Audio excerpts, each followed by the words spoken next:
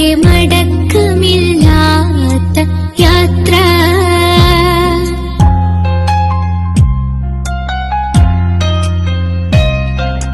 മൂന്ന് കഷ്ണം തുണി ചുറ്റി